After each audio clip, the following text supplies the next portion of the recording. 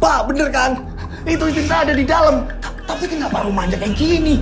Kok langsung jadi berantakan kayak bangunan Belanda udah lama nggak ditinggali? Ayo masuk, tak anter. Tak pegangin lehermu. Tak pegangin lehermu, kita masuk. Ayo masuk. Baca bismillah, baca bismillah. Iya Bang, iya. Bismillah, bismillah. Nah ini, didorong, masuklah. Dan Yayat kaget. Assalamualaikum warahmatullahi wabarakatuh. Kembali lagi bersama saya Rian Agus Widodo. Apa kabar semuanya? Ya, halo, apa kabar semuanya? Mudah-mudahan kalian dalam keadaan sehat walafiat. Itulah doa saya setiap hari. Monggo silakan absen. Namanya siapa, kotanya di mana, biar saya ini kenal tambah deket dengan kalian semuanya. Ya gitu. Oh ya, saya mau menjawab pertanyaan. Kemarin banyak komentar-komentar dan akhirnya saya jawab di sini. Ini kemarin ada yang di komentar ini mengatakan, Mas, kok kemarin tayangannya diulang lagi? Mas, kok kemarin ada tayangan yang diulang gitu? Nah, ini kan ada full version gitu loh. Jadi salah satu part, ya kan, yang satu part 1, part 2, part berapa gitu kan ya. Ini saya gabungin jadi satu. Karena ada yang DM di Instagram saya, ada juga yang masuk di WhatsApp gitu kan. Mas, yang udah part, coba dong Mas digabungin. Biar kami ini gak kebingungan. Kami ini ibu-ibu loh Mas. Kami bingung kalau harus nyari part-partnya. Makanya saya kemarin ini upload, ini part 1 dan part 2, ini saya gabungin gitu. Yang judulnya mana sih Mas? Nah ini judul yang kemarin tayang. Nah inilah saya gabungin partnya gitu. Karena saya pengen mendahulukan ibu-ibu ya kan. Biar bagaimanapun tanpa doa ibu kita nggak bakalan sukses. Ya nggak bener nggak Malah Tuy? Bener Bang. Bener dong. Pastikan semuanya sudah absen, namanya siapa, kotanya di mana ya. Monggo silakan penuhi kolom komentar. Saya pengen lihat siapa saja yang setia sama Rian Agus Widodo. Monggo. Nah, oke. Pastikan semuanya nggak absen. Nah, di cerita kali ini, kiriman dari subscriber ini menceritakan ada sepasang suami istri yang sudah lama menikah akan tetapi tidak dikaruniai anak atau belum dikaruniai anak. Berjalannya waktu ya kan, berapa tahun kemudian ini tiba-tiba sang istri melahirkan. Pasangan mereka ini ya kan kaget. Kagetnya kenapa? Bayi yang dilahirkan ini adalah seekor kera. Sebenarnya apa yang dilakukan oleh keluarga tersebut? Kok bisa-bisanya mereka udah lama mendambakan seorang momongan, akan tetapi lahirnya ini wujudnya kera. Kalian sudah penasaran semuanya? Tak perlu lama-lama lagi, kita langsung saja menuju ke ceritanya.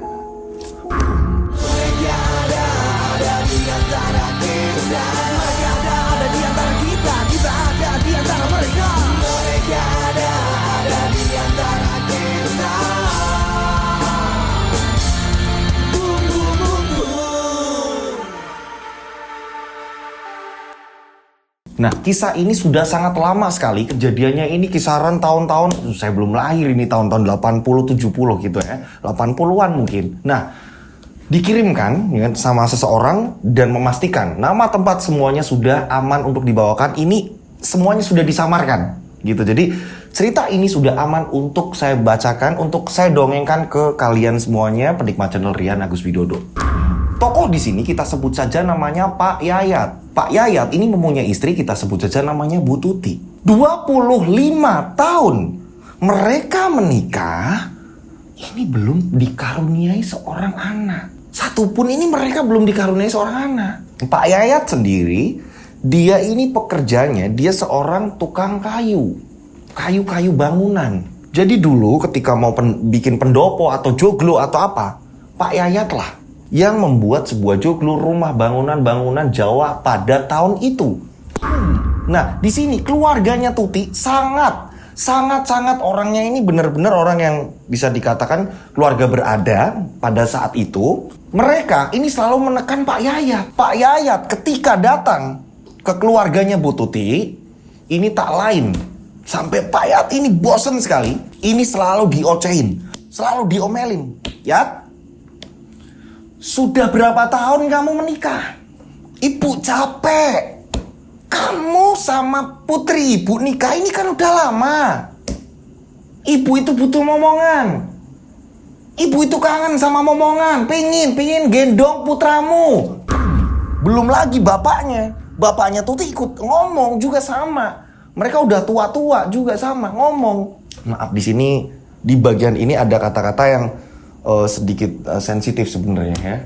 Ini sampai bapaknya ini ngomong, potong aja anumu gitu ya.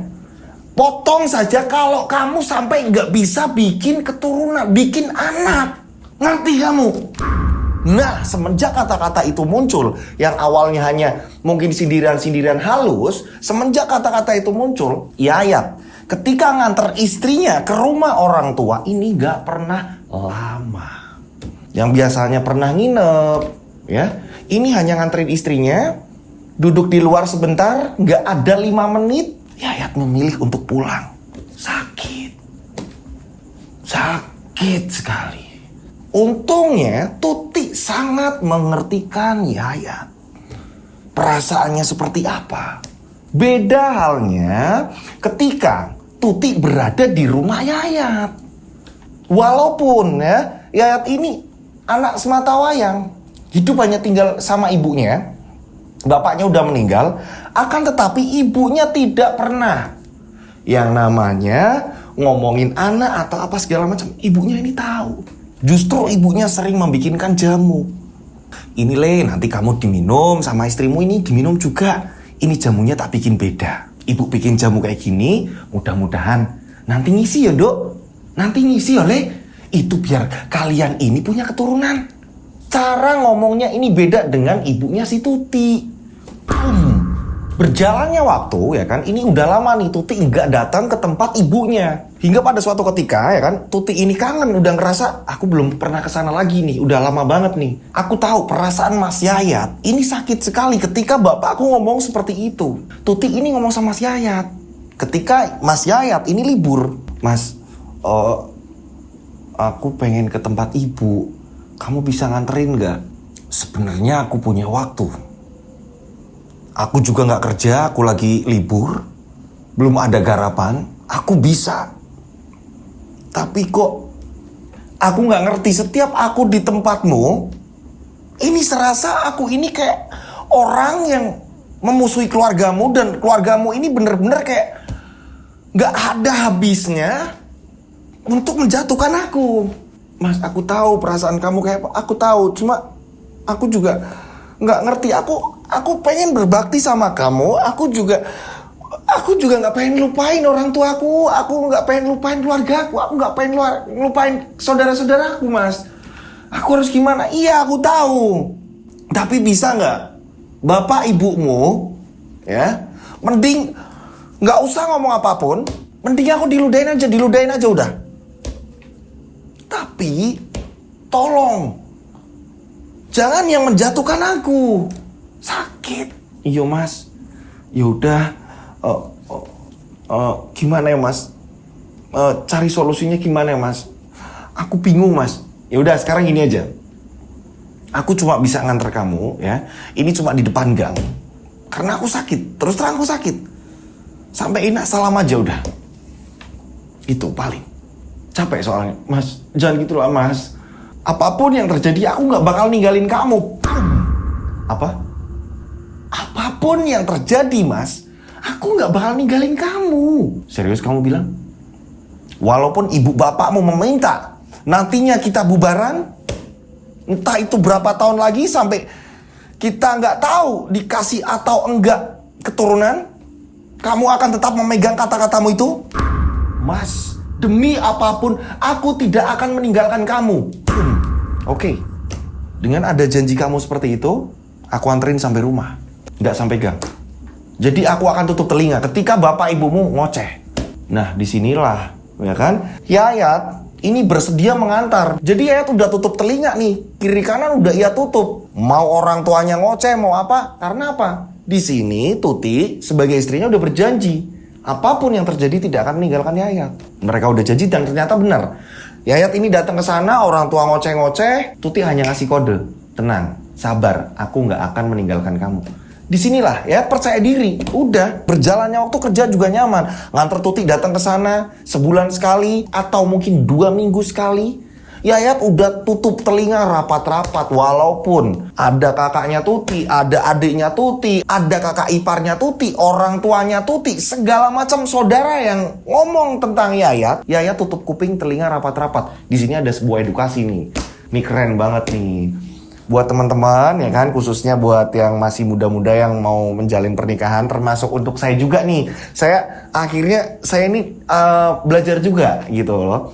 Apapun yang terjadi, mau A, B, C bilang apa, yang penting untuk rumah tangga hanya yang bisa menyelesaikan semua permasalahan cukup suami istri. Yang lain ini hanya bisa memberi saran. Tapi keputusan tetap di suami istri, tetap di pasangan gitu loh. Satu sama lain antara suami dan istri. Bener gak Mas Lut? Insya Allah. Yes. Jadi apapun ya kan yang sedang menggoyahkan, ini sedikit dari dulu udah lama nih ya kan, Raw ini nggak ada sedikit candaan-candaan. Nah ini ada edukasi yang memang bener-bener bukan candaan sih sebenarnya. Ini pokok penting. Apapun yang terjadi, bener nggak ini? Monggo silakan komen di kolom komentar ya. Bener nggak? Menurut kalian bener nggak? Apapun yang terjadi, ya kan, mau masalah seberat apapun, yang tahu ini cukup aku dan kamu. Asik. Yang lain ini hanya bisa ngasih solusi. Solusi nggak apa-apa ya. Solusi harus kita terima gitu, solusi. Nah keputusannya ini ada di kita. Yang lain ini nggak bisa memberikan keputusan. Weh kamu harus ceraikan dia. Weh kamu harus putus sama dia. Dia nggak becus, dia nggak bisa nyari uang. Oh dia ini, maaf nih, dia ini nggak bisa ngasih keturunan kamu. Udah kalian harus putus. Ini nggak bisa orang lain ngasih seperti itu. Nah alangkah baiknya ya kan, ini kita perkuat cinta kita. Asik. Ada edukasi di sini. Kita lanjut ceritanya. Seperti itu, ini yang membuat Yayat ini jadi tangguh, tidak memikirkan. Udah. Jadi mau ngomong apapun udah mental. Monggo silakan, bener gak? Menurut kalian bener gak? Atau apalah yang ada di unek-unek kalian, monggo silakan di kolom komentar. Saya ini sering baca dan tim saya ini ada 7 orang, ini selalu membaca komentar-komentar kalian segala macam, pengen kita ini membalas, akan tetapi ya kan waktu, terus kita ini harus syuting setiap hari gitu kan ya, mohon dimengerti. Akan tetapi nanti ketika memang kita free banget, kita memang bisa ada waktu, kita bakalan balas gitu ya. Kita lanjut cerita. Nah dengan adanya Pak Yayat, Mas Yayat ini tegar setiap ngadepin omongan keluarganya, bukan mentahin ya, akan tetapi dia ini tidak mendengarkan. Ketika yang menggores hatinya, dia tidak mendengarkan. Nah ternyata di sini diam-diam ini Tuti sebagai istri Yayat, dia tidak tega sendiri. Hingga pada suatu ketika menjelang tidur, Tuti mengatakan kepada Yayat, "Mas, aku sayang sama kamu." Yo ngerti. Terus aku salut, kamu satriaku. Satria, kamu satriaku. Aku tahu Mas, kamu sekarang hatinya ini sudah sekuat baja. Akan tetapi aku Mas melihatnya jadi malah nggak tega Mas. Maksudnya nggak tega gimana? Aku kan sudah memberitahu ke kamu. Ya, aku sudah memberitahu kamu bahwa aku nggak mau disindir tentang hal-hal seperti itu, aku sakit. Akan tetapi kamu bilang sama aku, kamu berjanji apapun yang terjadi tidak akan meninggalkan aku. Tidak tergoyah dengan omong-omongan yang lain, orang-orang lain. Nah disitulah aku percaya diri. Mau nganter kamu kemanapun, aku percaya diri ketika kamu sudah berjanji seperti itu. 25 tahun lebih kita nggak dikaruniai anak. Kita belum dikaruniai anak. Tapi karena janji kamu seperti itu, aku yakin. Nah jadi gini Mas. Sebenarnya kemarin aku bangga sekali. Ya, berapa kali kamu antar ke ibu, tapi kamu ini terus-menerus menutup kuping kamu rapat ketika ibu bapak keluargaku nyindir. Nah, sekarang gini aja. Kamu datangnya ke tempat ibu ketika jemput aku aja. Maksud kamu? Iya, kamu gak usah nganter. Aku akan naik beca. Aku naik beca aja udah. Kata Tuti bilang seperti itu. Naik beca? Yang benar. Iya Mas. Nanti berapa ya? Aku butuh waktu 2 hari lah. 2 hari aku nginep di tempat ibu. Nanti kamu jemput. Pas pulangnya saja. Loh, kok aneh kamu? Kalau aku nggak nganter, apa kata keluargamu? Kamu ini mikirnya gimana sih? Mas, tenang aja udah. Percayalah, aku baik-baik saja. Ya, aku bangga sekali punya kamu. Jadi, kamu pas jemput aja datangnya. Kata si Tuti. Ini justru malah nanti ada masalah baru. Masalah baru gimana maksudnya, Mas? Iya, nanti seolah ya aku ini nggak tanggung jawab, nggak nganter kamu. Suamimu kemana? Kamu dibiarkan jalan sendiri jauh. Ya, naik beca terus suamimu nggak peduli. Itu nanti ada kata-kata kayak gitu. Nanti ada berita baru seperti itu. Mas, kan aku udah ngomong, apapun yang terjadi aku tidak akan meninggalkan kamu. Bener apa yang kamu katakan? Iya, Mas. Udah, kamu tenang aja. Aku tidak akan berpaling dan aku tetap teguh bersama kamu. Nah, disinilah akhirnya, ya kan, Yayat ini percaya diri. Ya udah, kalau kamu mau datang ke tempat ibumu, keluargamu, monggo silakan naik beca. Ada seorang tukang beca, kita sebut saja namanya Pak Kirno. Ini rumahnya dikatakan jauh ya lumayan lah ya. Ini kalau jalan kaki mungkin kurang lebih 5 menit baru sampai ke tempatnya Pak Kirno. Karena apa? Rumah mereka ini berjarak dengan warga. Zaman dulu ini nggak kayak sekarang dekat-dekatan. Ada space-nya kayak perkebunan, ada space-nya lagi rumah, ada space-nya perkebunan seperti itu. Ada jarak, ada jeda, gitu. Nah, rumahnya Pak Kirno, si tukang beca, ya kan, ini agak jauhan, gitu. Nah, ditempuhlah jalan kaki. Ini diboncengin nih. Tuti diboncengin sama Mas Yayat nih. Datang ke tempatnya Mas Kirno, naik beca. Setelah itu, Tuti ini diantar Pak Kirno. Gitu, diantar Pak Kirno dengan becanya ke kampungnya Tuti. Nah, di sini Yayat ini bekerja dipanggil orang, ngerjain bangunan, kayu segala macam. Ini bener-bener percaya diri. Tidak kepikiran Tuti atau apa segala macam. Nanti bakal di sana diomongin sama keluarga atau enggak. Karena apa? Tuti sudah selalu berjanji seperti itu. Kerja rapi, dapat uang lebih banyak. Bahkan setiap jemput, ya kan? Setiap jemput bener-bener udah tutup kuping banget, aman. Walaupun orang tua terus ngomong terus. Yat, kamu semakin sombong semakin hari ya. Kalau nganter istrimu ini udah jauh-jauhan, udah. Kamu nggak mau nganggep di sini orang tuamu apa gimana? Maaf Bu, kalau ada salah. Maaf Pak, kalau ada salah. Ya, karena apa? Di sini Yayat udah mulai santai daripada saya kepikiran, nanti saya justru malah sakit hati, kepikiran terus-menerus sakit jatuhnya. Yayat nggak mau seperti itu. Makanya ketika orang tua seperti itu, Yayat santai. Ya Bu, maafin saya Bu, kalau ada salah Pak, maafin saya. Hanya seperti itu. Ini datang, ini ketika jemput saja. 2 hari gitu kan, istrinya nginep di orang tua, nanti Yayat jemput. Gitu, setelah 2 harinya gitu. Nah, beda. Ketika Yayat libur, ya kan, ya ini bareng ke tempat ibunya Yayat, aman-aman saja. Ibunya Yayat ini hidup sama ada tetangganya, kita sebut saja namanya Bu Desri. Ini selalu di tempatnya ibunya Yayat, nemenin di situ, gitu. Sebenarnya bukan saudara, tapi udah kayak dianggap saudara. Karena Bu Desri ini, dia ini seorang janda, nggak punya tempat tinggal dan akhirnya tinggal juga di tempat ibunya Yayat, gitu. Tinggal di situ, gitu. Nah, berjalannya waktu, ini jadwalnya seperti itu, ya kan, sebulan sekali atau 2 minggu sekali, ini si Tuti, ini naik becaknya Pak Kirno untuk ke tempat ibunya. Nah, akan tetapi pada suatu ketika, Tuti udah izin nih, paginya udah izin, Mas, hari ini aku mau ke tempat ibu. Oh iya, nggak apa-apa. Mas nganterin apa kayak biasanya? Enggak, aku naik beca aja. Oh ya udah, nanti ya, duhur, kamu langsung ke tempatnya Pak Kirno.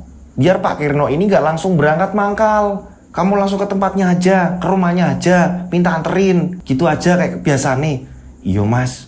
Nah, akan tetapi pas duhur yang harusnya Tuti ini pergi ke tempatnya Pak Kirno, ini di pintu rumah mau keluar, dia ini bimbang, balik lagi ke kamar, balik lagi keluar, bolak-balik, dan akhirnya Tuti malah menangis.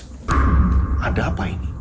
Tuti malah menangis. Saat itu juga Pak Yayat, Mas Yayat, ini pulang dari kerjaan. Jadi ada yang minta dibikinin seperti saung gitu kan, dari kayu. Pas siangnya, Mas Yayat ini mau pulang, mau makan. Melihat istrinya ini menangis di pintu. Kamu kenapa? Kok tiba-tiba nangis kayak gitu? Kamu jangan nangis. Kamu kalau ada apa-apa cerita sama Mas. Iya Mas, gak apa-apa kok. Ya udah kalau gitu aku pamit dulu Mas. Lah iya, kamu kan mau ke tempatnya Pak Kirno, ya toh? Kamu mau naik becaknya Pak Kirno untuk ke tempat ibumu kan? Ya udah buruan. Ini udah habis zuhur loh. Oh ya, Mas udah dimasakin belum? Udah sih Mas, ada di belakang. Bentar. Kamu nggak kayak seperti biasanya deh. Kenapa kamu mau ke tempat ibu justru nangis? Nggak apa-apa Mas, nggak apa-apa Mas. Ya udah, aku berangkat dulu Mas. Assalamualaikum, waalaikumsalam. Hati-hati. Akhirnya Tuti pun langsung pergi ke tempatnya Pak Kirno, minta dianterin ke tempat ibunya. Nah di sini Yayat ini langsung masuk ke rumah nih, masuk ke rumah makan sambil memikirkan, tumben banget, istriku kenapa mau ke tempat ibunya kok malah nangis? Ada apa? Yayat ini langsung ngecek dapur, inilah suami yang baik. Langsung ngecek dapur, garam ada, gula ada, belanjaan aman, beras aman, apa ya yang kurang? Yayat langsung pergi ke kamar mandi. Sabun segala macam aman. Dia langsung menuju ke kamar. Ada uang juga, masih aman di lemari. Aku ninggalin uang atau apa segala macam, tabungan ada semua. Celengan yang terbuat dari bambu aman. Kenapa istriku? Ada apa ini? Sudahlah. Akhirnya Yayat kembali lagi bekerja.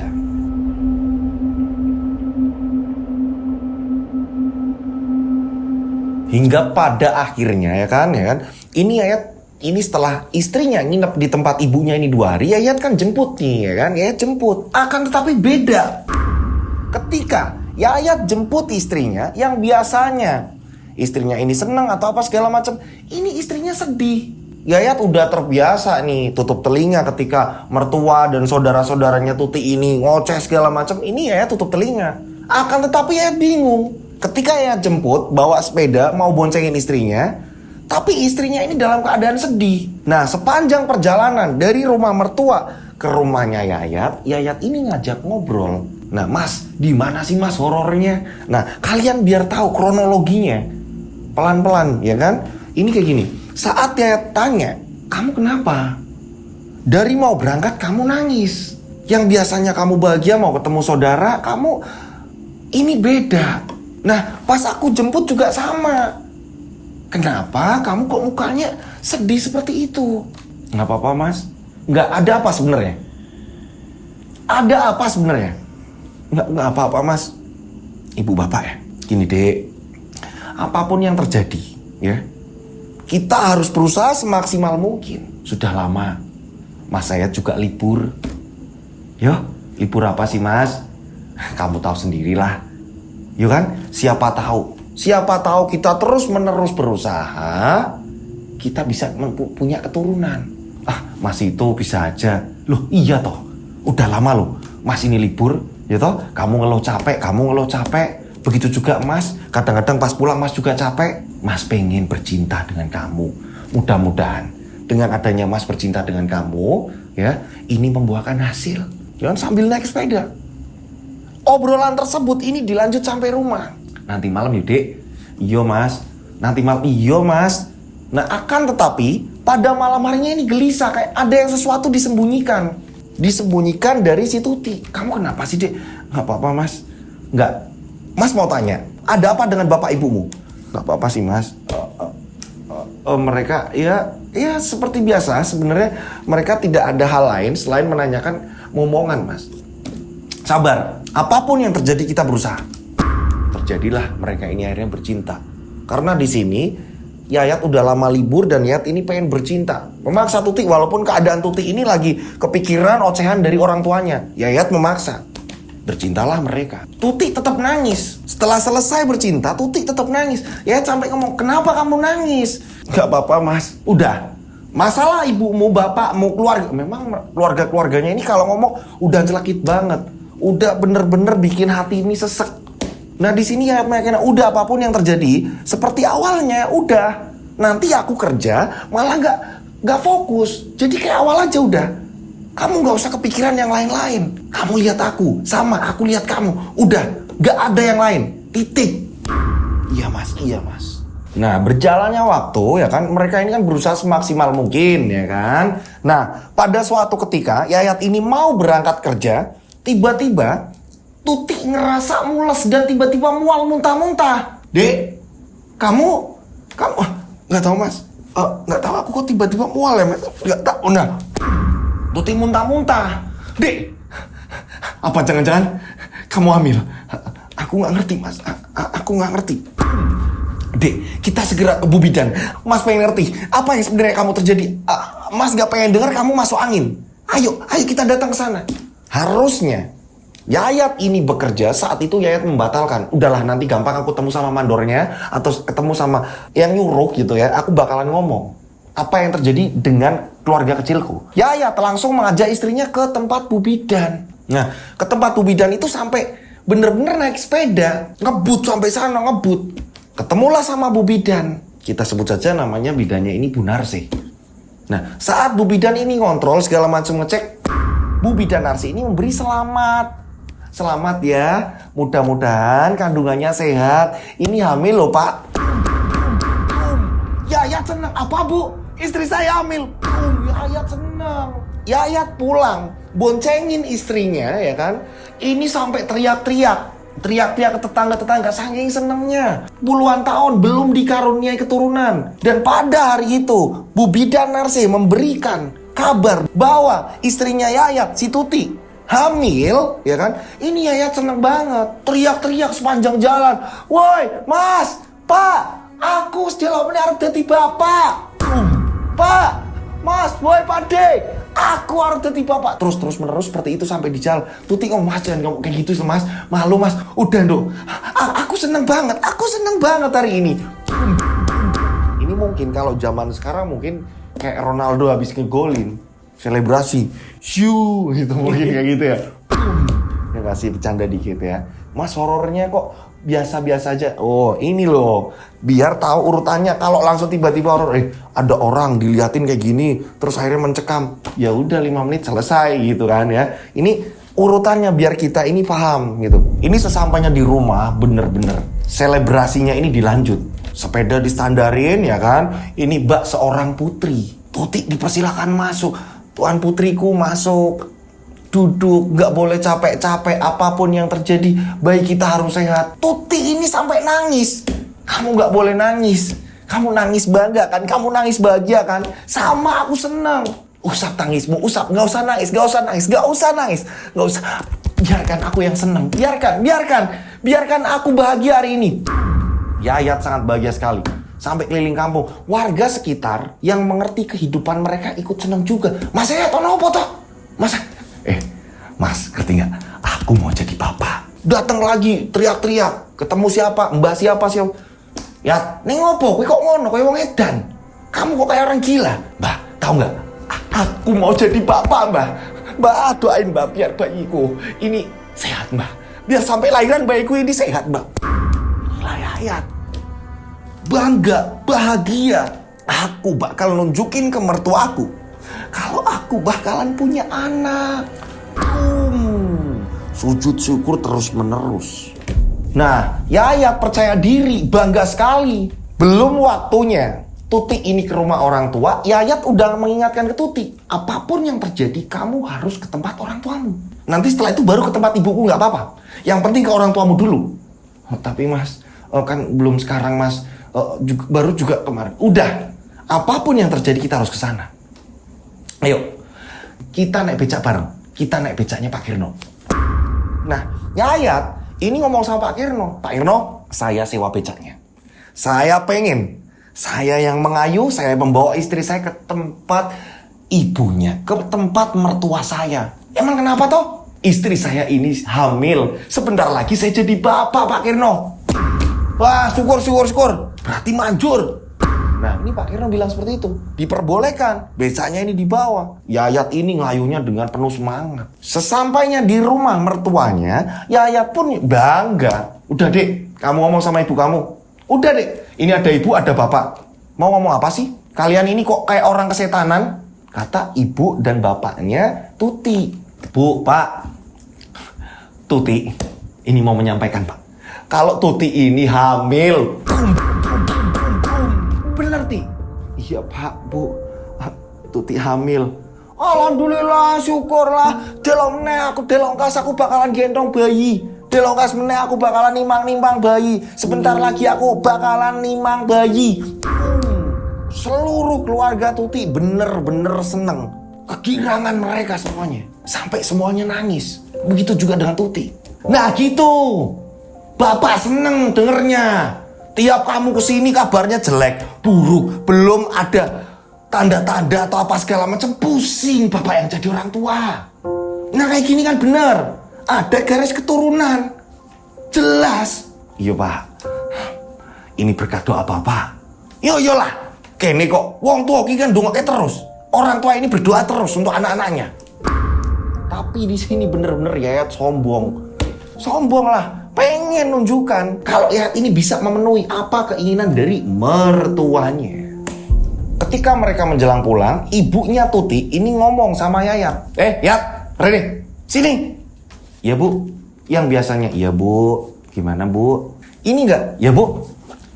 Gimana bu? Apapun yang terjadi, aku mau kandungan istrimu itu sehat.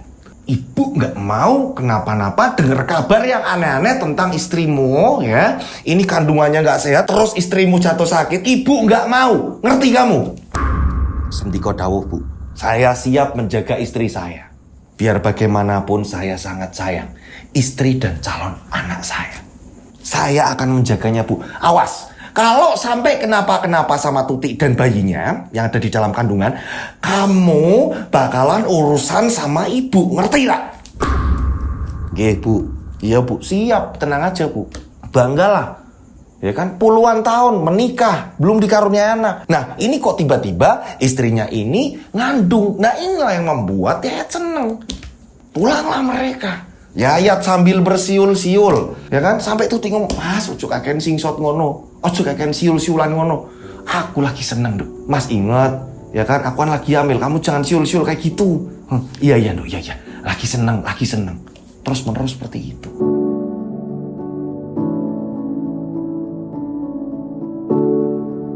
Nah, berjalannya waktu ya kan, ini kandungan Tuti mulai membesar. Tuti ini bener-bener bak seorang putri. Yayat di sini nggak mau. Tuti ini kenapa-napa. Ia jaga terus-menerus. Sebulan, 2 bulan, 3 bulan, 4 bulan, terus-menerus sampai akhirnya 9 bulan. Di sini Tuti tiba-tiba ngomong, Mas, ini malam kayaknya aku punya perasaan kalau aku mau lahiran. Yang bener kamu. Iya mas, ya udah, aku akan siap-siap gimana. Mau nanti aja mas dulu sebentar. Mas, aku udah bikin kopi, kamu minum. Ya, aku nggak mau kamu nanti ngantuk atau apa. Itu diminum, tolong diminum. Kopi itu diminum. Mana kopinya? Kamu udah buatin? Udah. Ini Tuti sampai udah buatin kopi karena takut kenapa-napa. Awalnya ini nggak ada apa-apa, cuma tiba-tiba Tuti udah ngerasa kayak mau lahiran. Nah, disinilah Yayat minum kopi sampai habis. Gimana? Ini udah mau jam 1 dini hari. Apa kita langsung aja aduh. Nah, disinilah Yayat ini ingat kalau Bu Bidan Narsi ini udah pindah. Nah, sebelum-sebelumnya setiap Yayat kontrol, Bidan Narsi ini pindah katanya. Nanti saya mau pindah soalnya saya ini ikut suami gitu. Jadi di sini Yayat kebingungan. Ini harus kemana ya? Aku bingung. Ternyata bener, ini mau ke arah jam 2 dini hari. Tiba-tiba Tuti udah gak kuat. Mas aku gak kuat. Kamu gak ngantuk kan? Iya sebentar. Nah disinilah panik. Sebentar, kamu di sini. Saat itu juga ya kan Yayat ini keluar rumah. Langsung yang ia tuju adalah Pak Kirno.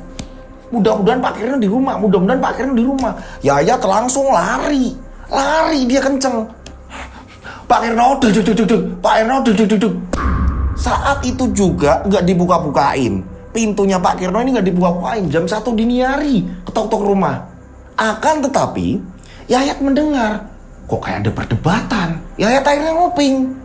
Ternyata istrinya Pak Kirno ini sedang memarahi Pak Kirno. Terus no koyo ngono. Mabuk-mabukan terus-menerus kayak gitu. Udah, kamu pulang nggak bawa uang. Kita ini butuh uang untuk biaya makan dan lain-lain. Udahlah, kamu diam aja. Mereka sedang berantem ternyata. Nah, di sini Yayat akhirnya memperkeras. Dia ketok pintu. Bro. Assalamualaikum, bro. Nah, saat itu juga Pak Kirno keluar. Bukain pintu, cegrek. Waalaikumsalam. Napo, ada apa? Gak tahu kalau orang ini lagi ribut sama istri. Ini jam 1 dini hari. Sabar, Mas. Sabar. Sampean butuh uang kan? Saya punya uang. Pegang. Tapi Saya sewa becanya. Istri saya mau lahiran, kata Yayat. Yuk sana, bawa becanya. Akhirnya Yayat dapat beca. Pulang langsung dia ngayuh. Ya kan. Sesampainya di rumah istrinya langsung dia gendong.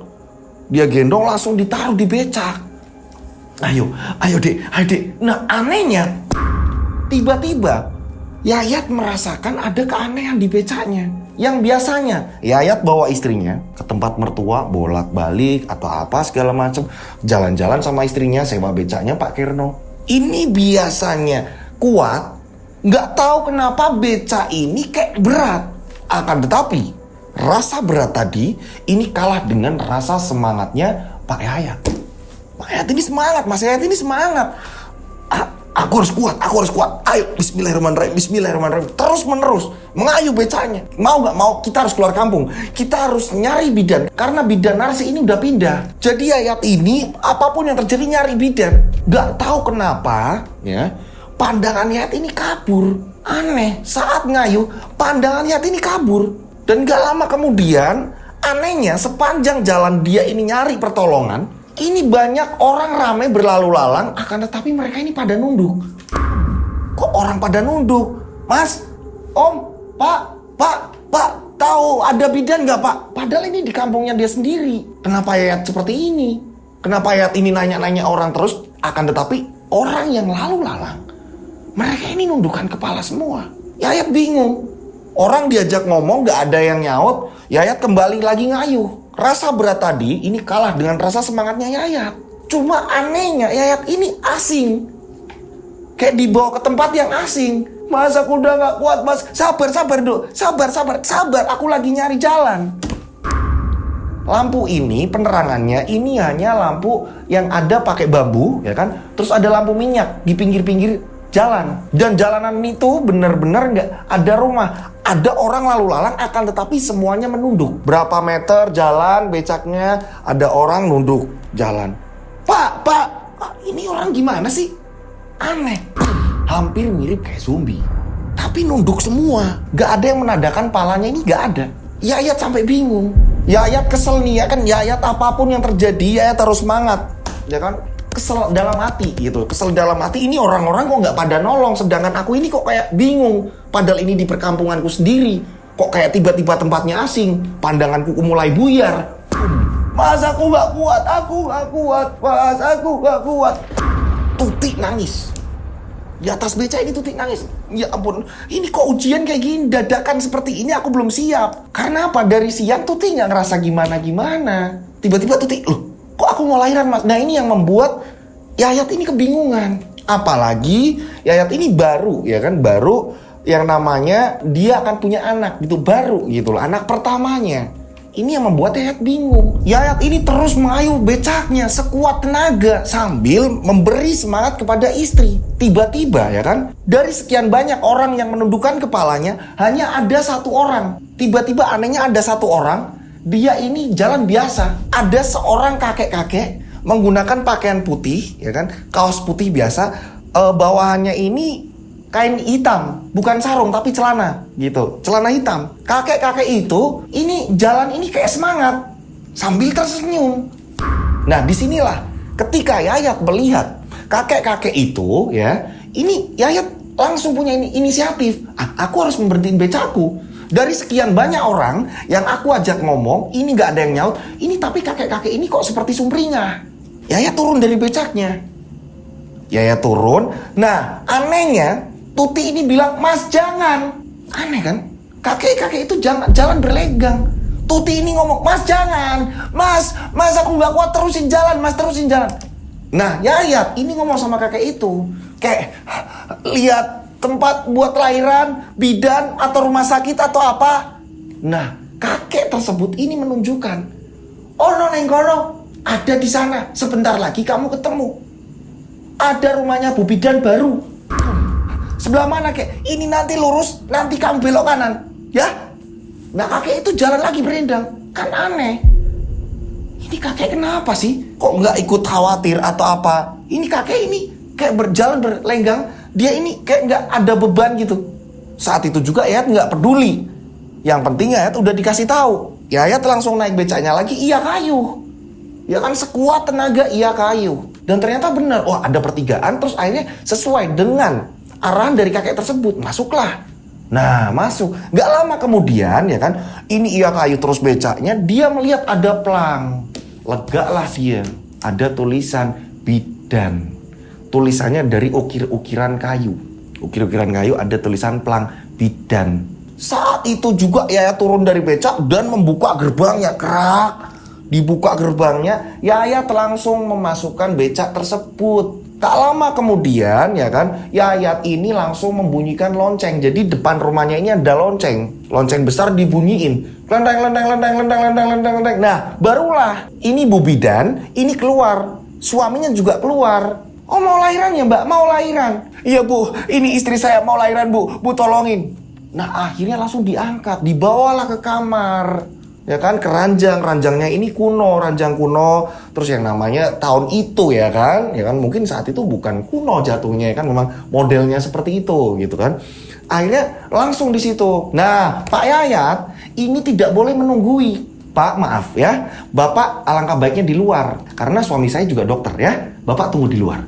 Iya Bu, tolong Bu, biar baik-baik saja Bu. Saya ini baru pertama kalinya Bu. Mudah-mudahan anak saya ini sehat Bu. Saya nggak mau kenapa-napa dengan anak saya. Udah Bapak tenang, tunggu di luar ya. Wow, udah bener-bener panik di sini, ya kan? Baru pertama kalinya. Pada saat itu Yayat ini mondar mandir. Yayat yang lagi mondar mandir tiba-tiba dikagetkan ada suara tangisan bayi. Wah, Yayat senang di sini. Bayiku. Nah, Yayat ini pengen masuk, akan tetapi kan nggak dibolehkan. Akhirnya Yayat ini nekat, gedor-gedor pintu. Sedangkan di kamar itu Yayat nggak boleh masuk. Pintu itu digedor-gedor sama Yayat. Blak. Dok, suster, tolong biarkan saya masuk. Tolong. Itu bayi saya. Tak lama kemudian ya kan, ini Pak dokter yang keluar, bukain pintu. Pak, sabar.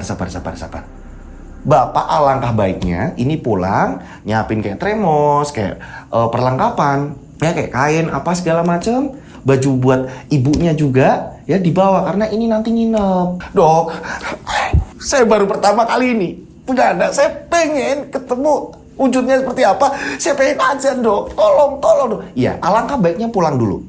Ya, Bapak pulang dulu, nyiapin bekal segala macam karena ini akan nanti dipindahkan di ruang belakang. Ya. Iya segera seperti itu. Iya Dok, tapi saya pengen lihat. Udah, Bapak pulang. Iya dok. Nah, disinilah Yayat buru-buru langsung naik becak. Dia buru-buru nih, mau ngambil tremos, apa segala macam kelengkapan. Yayat pulang. Yayat ngayu becak kenceng. Akan tetapi anehnya, ketika naik becak itu pandangan ini kayak mulai kabur. Ini mataku kenapa sih?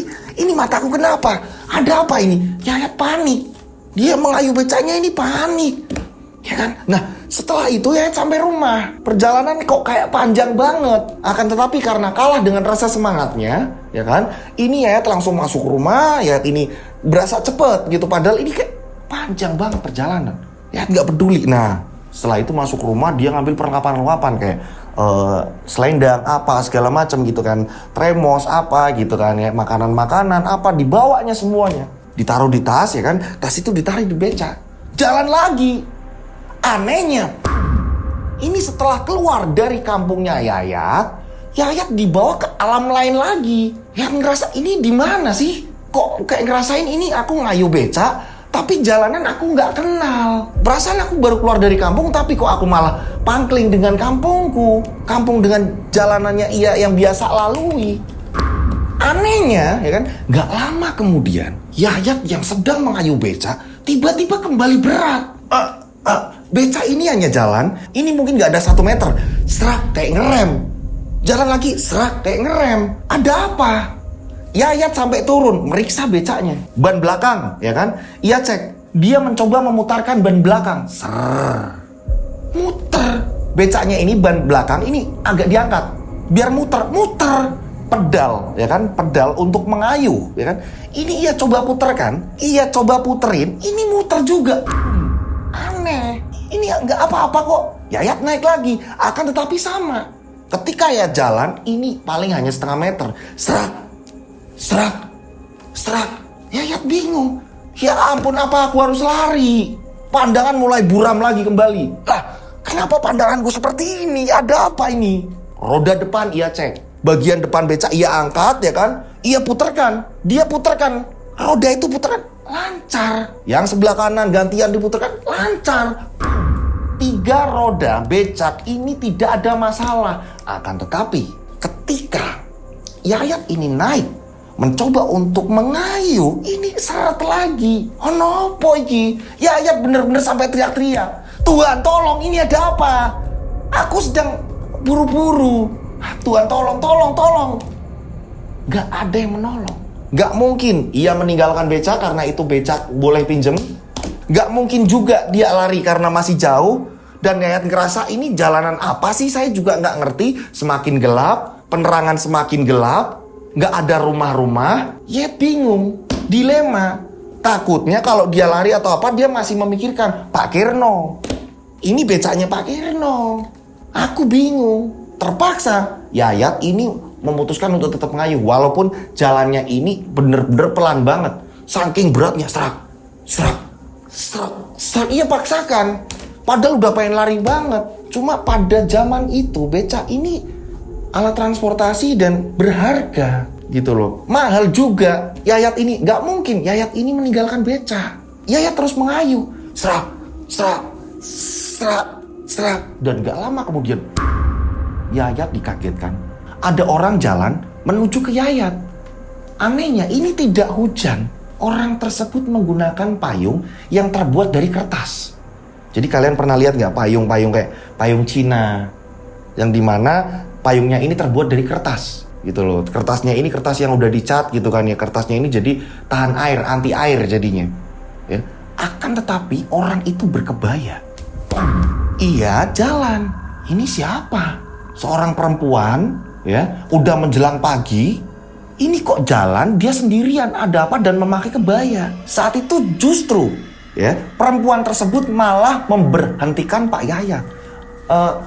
Pak, bisa tolongin saya nggak? Iya. Mbaknya siapa ya? Pak, anterin saya dong Pak, ke depan. Saya ini seneng loh. Dari tadi saya ini nungguin siapa yang bisa nolong saya. Untung ada becaknya Bapak. Mbak ini siapa loh? Kok sendirian jalan? Saya lagi buru-buru loh Mbak. Iya Pak, tolongin saya Pak. Tolongin saya Pak. Bapak mau nggak? Wah, di sini Yayat bingung. Dia mau melanjutkan, dia ada keperluan sendiri, akan tetapi ini perempuan minta tolong terus-menerus. Bingung, tapi searah. Yayat mikir, ini kan orang tadi dari sana. Ngapain dia jalan kaki ke sini, ya kan? Setelah itu minta ke sana lagi. Ya udah Mbak, naik. Udah Mbak, naik, udah naik. Perempuan itu naik. Payungnya ia lipat. Pak, maaf ngerepotin Pak. Gak apa-apa Mbak, saya juga arahnya ke sana kok. Nah, singkat cerita ya kan, becak ini tiba-tiba langsung gampang saja. Beda dengan tadi pas sendirian. Ketika ada perempuan itu naik, becak ini terasa gampang, mudah. Lah, kok ini ringan? Jalan. Pada saat itu, Yayat melihat ada sebuah gang yang arahnya ini yang ke arah Bu Bidan. Akan tetapi perempuan tadi meminta untuk diantar lurus. Pak, saya lurus ya, nggak belok. Mbak, maaf saya nggak bisa nganter. Kalau lurus saya nggak bisa nganter. Udah, mending sampai sini aja. Pak, tapi Pak, udah. Mbak, saya mengucapkan terima kasih, becak saya lancar. Tapi saya tidak bisa mengantar Mbak sampai tujuan. Karena Pak, bini saya, istri saya ini sedang lahiran. Tolong Mbak, saya nggak bisa ngantar. Turun dan nggak usah bayar. Pak, tapi nggak usah bayar. Akhirnya Yayat ini terpaksa mengusir perempuan tersebut. Mbak, maaf Mbak, turun. Perempuan itu turun. Yayat langsung segera membelokkan becaknya. Ya ke arah pertigaan itu tadi. Dia belok ke kanan. Beloklah ya. Setelah membelokkan becaknya ya kan, Yayat ini nengok ke belakang. Ini Yayat baru naik membelokkan becaknya. Yayat lihat lagi perempuan tadi. Saat Yayat ini belok ke belakang, perempuan tadi tiba-tiba hilang. Yayat sempat berhenti. Lah, Mbak. Padahal jaraknya ini baru 3 meter. Perempuan tadi tiba-tiba hilang. Siapa perempuan tadi? Yayat bingung kan? Nah, Yayat ini nggak peduli. Wah, bodoh amat. Aku harus cepet-cepet ke tempat bidan. Sembari ngayuh becak, dia teriak-teriak. Setan kurang ajar! Setan kurang ajar! Ngerjain aku! Udah tahu aku kayak gini, kurang ajar! Kurang ajar! Bikin orang jantungan aja, kurang ajar! Yayat teriak-teriak sampai di tempat Bu Bidan itu. Sesampainya di gerbang, Yayat masih teriak-teriak. Kurang ajar! Kurang ajar! Nah, saat Yayat ini berhenti, ya kan, mau masuk ke gerbang, tiba-tiba ada seorang security menggunakan baju security kayak penjaga gitu ya, tiba-tiba teriak, "Woi mas, mau maling ya? Mau maling ya? Kamu mau maling ya?" Langsung security nyamperin, "Kamu mau maling ya? Kamu mau maling ya? Yuk ketahuan kamu mau maling kan?" "Pak, mau maling dari mana pak?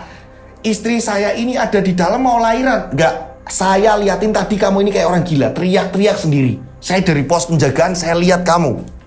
"Pak, saya ini mau masuk." "Udah, kamu ikut ke pos penjagaan. Ayo." "Pos penjagaan apa sih pak? Orang di kebun kok pos penjagaan." "Pos penjagaan apa? Ini kan ada rumah bidan, saya ini mau masuk, istri saya ada di dalam." "Oh, iki wong wis kesiwer iki." Tiba-tiba security bilang seperti itu. Orang udah kesiwer. Siwer itu kalau di daerah saya ini namanya kesiwer. Jadi ini kayak orang kena gendam nih. "Kamu mau masuk ngapain?" "Pak, istri saya itu ada di dalam mau lahiran." "Ini kan bidan pak, istri saya ada di dalam pak." "Mas, ojo ngawur. Ojo ngawur. Kamu bawa apa itu?" "Ya ini perlengkapan. Ada air putih atau apa? Ada termos, banyak sekali." "Ambil air putihnya. Ambil." Diambil air putih itu dari botol. "Minum. "Pak, ini kan buat istri saya." "Minum." Akhirnya Yayat meminum air putih itu.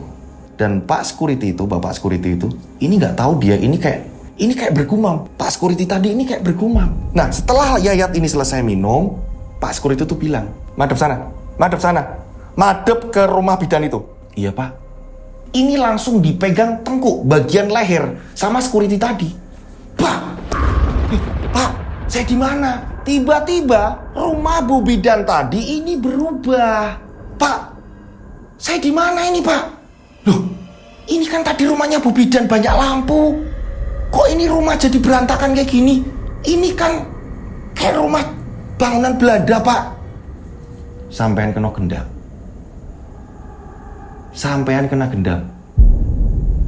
"Saya kena gendam gimana pak?" "Pak, istri saya ini di dalam pak. Istri saya di dalam. Istri saya ini sedang mau lahiran. Tapi kok rumahnya ini berubah. Ini bener gangnya pak."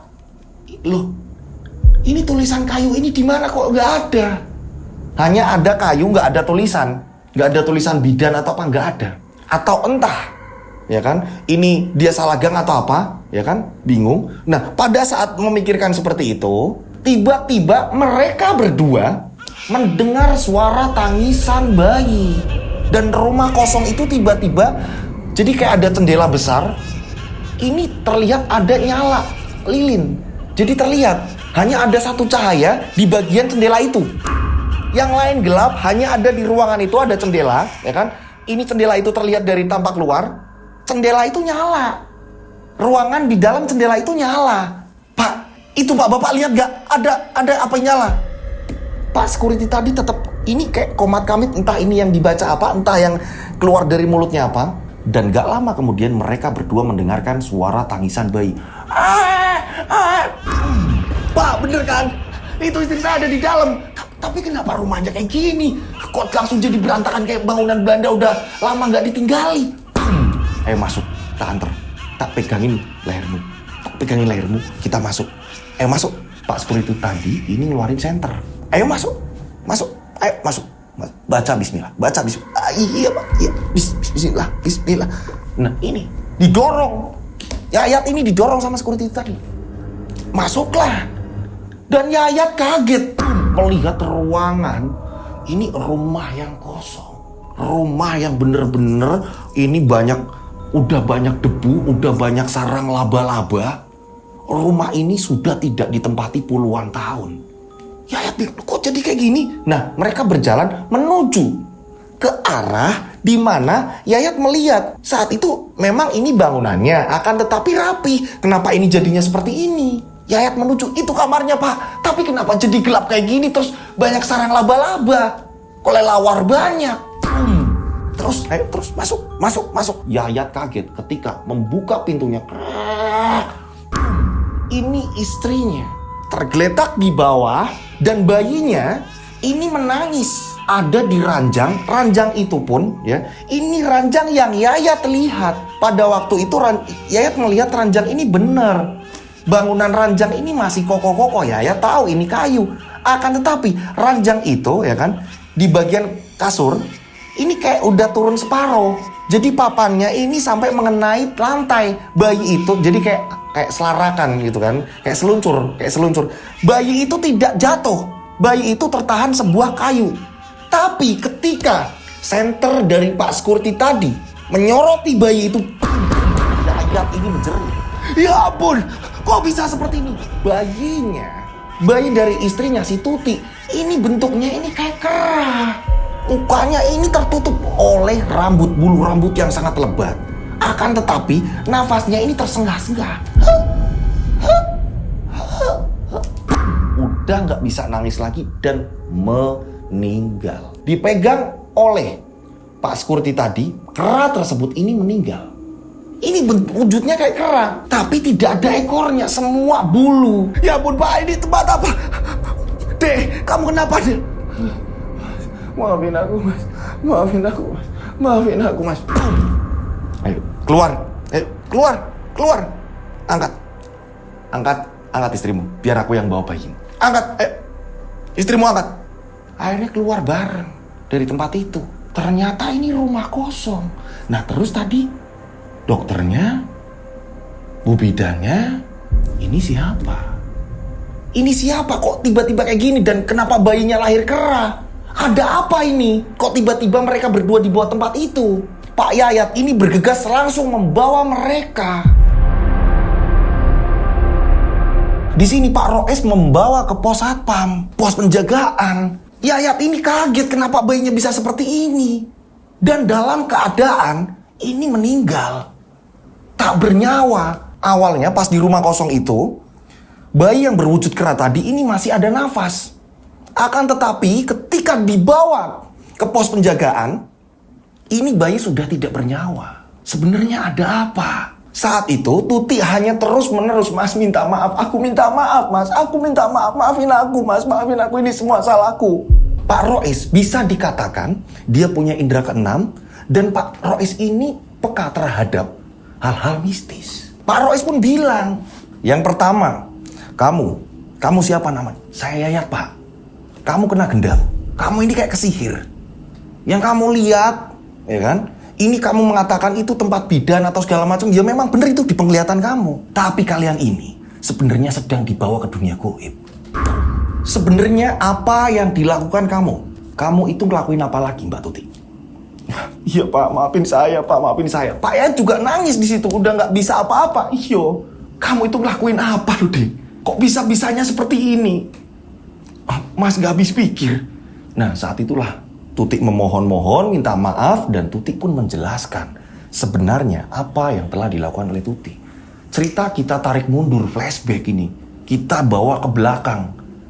Ada apa kok bisa Tuti melahirkan bayi seekor kera? Nah, cerita kita tarik mundur, flashback nih Mas Abril. Langsung Mas Abril, layarnya di hitam putih. Pada suatu ketika, saat Tuti main ke tempat ibunya, ibu dan beberapa saudara Tuti ini terus-terusan mendesak. Apalagi bapaknya Tuti. Mereka ini terus ngomongin terus. Apalagi ketika Tuti ini diantar oleh Yayat. Yayat ini digempur terus-menerus. Kapan kamu mau punya anak? Kapan? Pernikahan kalian ini udah lama sekali. Mau sampai kapan kalian seperti ini? Nah Tuti ini sangat kasihan kepada suaminya. Tuti memikirkan hal itu terus-menerus. Ya kan? Tuti memikirkan hal itu terus-menerus. Tuti ini sedih. Ya kan? Walaupun di sini Tuti sudah pernah berjanji. Nah, buat teman-teman yang bingung akan ceritanya, ini alangkah baiknya ini nonton part 1 dulu. Gitu. Part 1 dulu baru nonton ini part 2-nya. Jadi tidak kebingungan.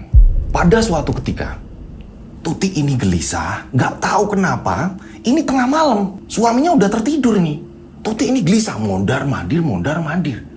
Sampai dia ini keluar rumah.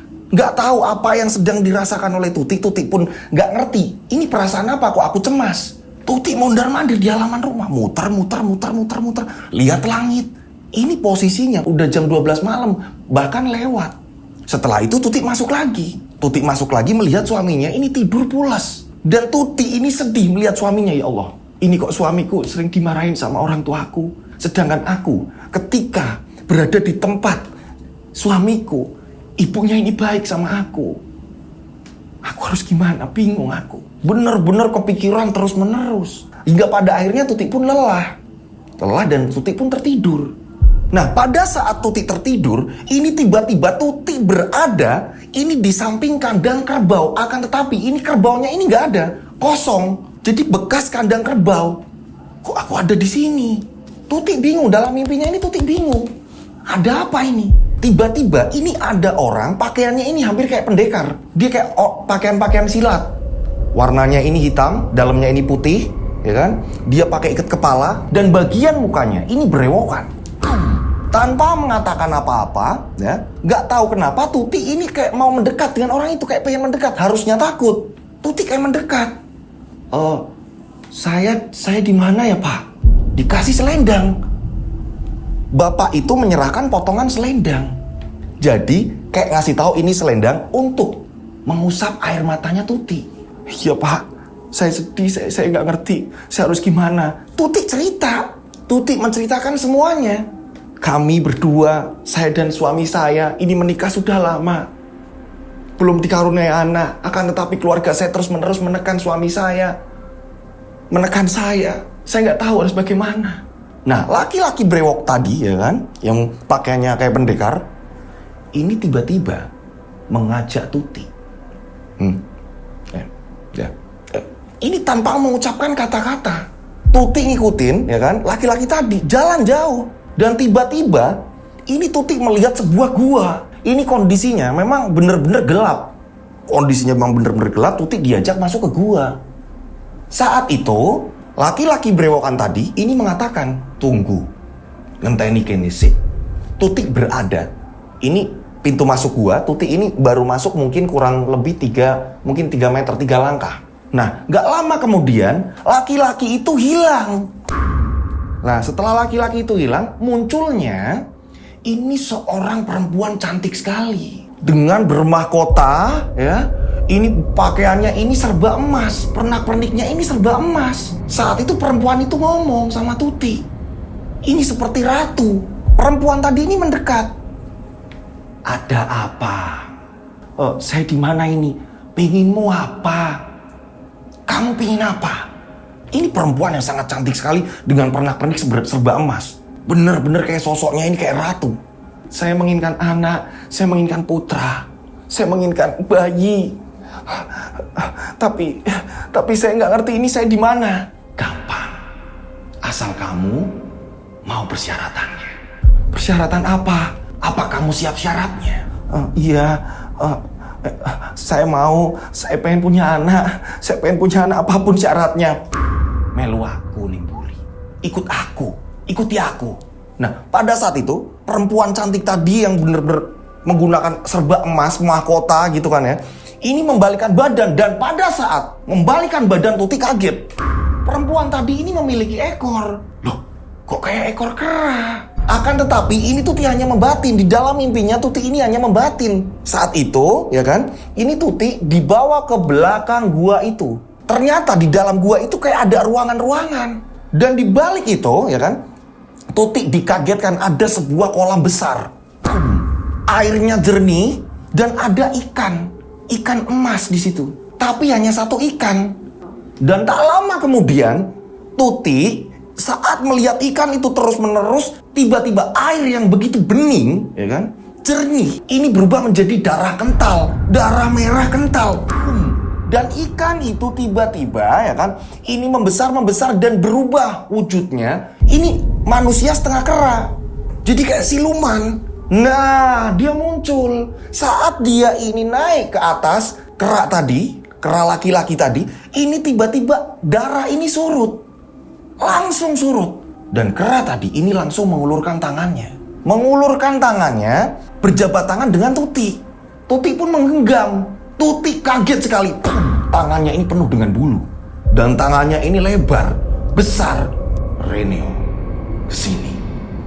Masuk sini. Tuti pun akhirnya turun ke kolam itu yang sudah tidak ada air. Pada saat Tuti ini udah ditarik, ya kan, Tuti ini masuk ke dalam kolam tersebut, Tuti ini langsung dipeluk oleh makhluk itu. Dipeluklah Tuti. Nah, saat Tuti dipeluk, Tuti ini sudah tidak sadarkan diri. Pada saat Tuti sudah tidak sadarkan diri, tiba-tiba Tuti sudah berada di ranjang yang sangat bagus sekali. Ranjang itu terbuat dari ukir-ukiran kayu. Kuno, ranjang itu benar-benar kuno. Dipenuhi dengan perhiasan-perhiasan emas.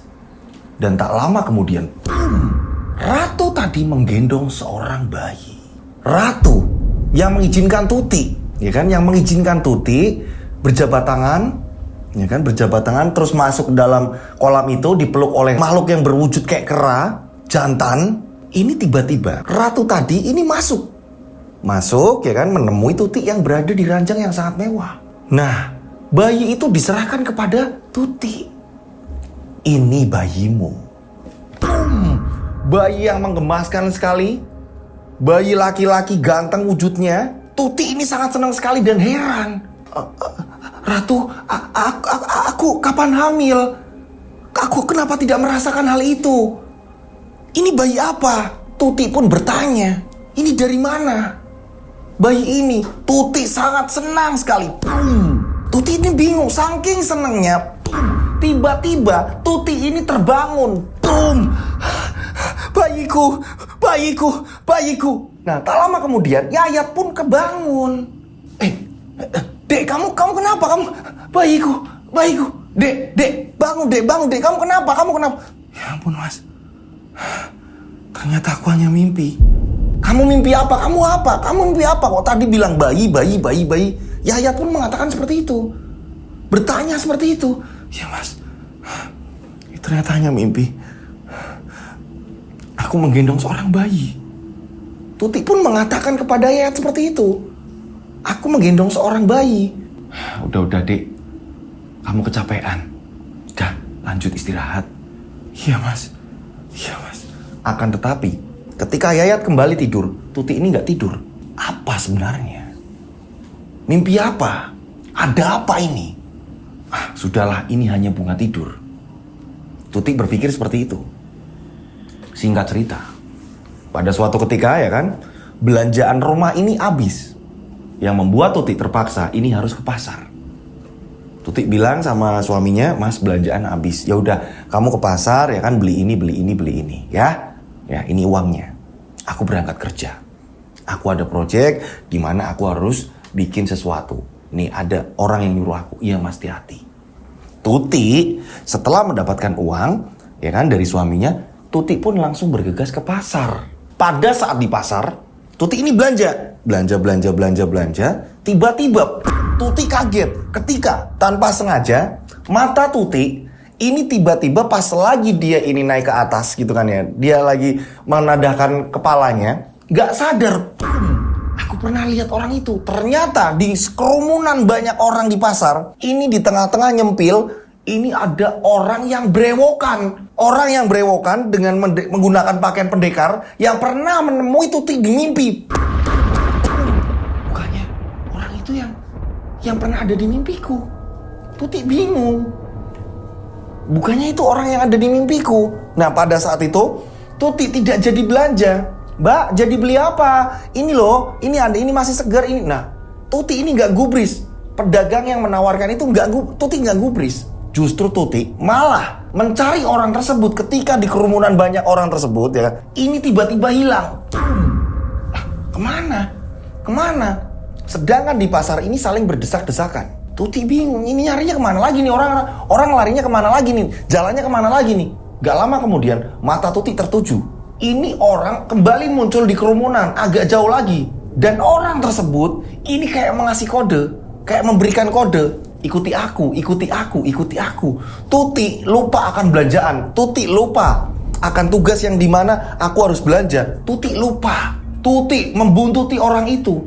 Orang itu jalan terus dibuntuti sama Tuti. Walaupun berdesak-desakan, Tuti ini melihat orang itu. Orang yang berbrewokan menggunakan ikat kepala. ya kan, bajunya serba hitam, dalamnya putih gitu kan ya, kayak pendekar persis. Si Tuti ngikutin. Kagetnya, ternyata di belakang pasar ini ada kandang kerbau. Tuti kaget ketika melihat kandang kerbau itu sama dengan mimpi Tuti. Lah, bukannya kandang ini sama dengan apa yang ada di mimpiku. Saat itu Tuti nyari orang itu nggak ketemu-ketemu. Dan anehnya, ini Tuti kaget ketika melihat, loh ini kandang kerbau, ini kok sama kayak di mimpiku. Nggak ada kerbaunya. Nah, Tuti pun akhirnya memutuskan untuk bersandar di dinding-dinding kandang kerbau. Nah, saat itu juga anehnya Tuti terbayang suaminya itu dimaki-maki sama mertuanya. Tuti tiba-tiba menangis. Yang awalnya Tuti ini mau mencari orang yang mirip pendekar itu, ini justru Tuti terbayang, ya kan, suaminya ini dimaki-maki sama mertuanya. Saat Tuti menangis tiba-tiba ada yang menyodorkan kain. Saat tangan itu menyodorkan, ya kan, Tuti ini kaget karena apa? Ternyata potongan selendang tadi sama persis dengan apa yang dimimpi Tuti. Lah, tangan siapa ini? Saat Tuti ini melihat orang yang memberikan kain itu, Tuti kaget.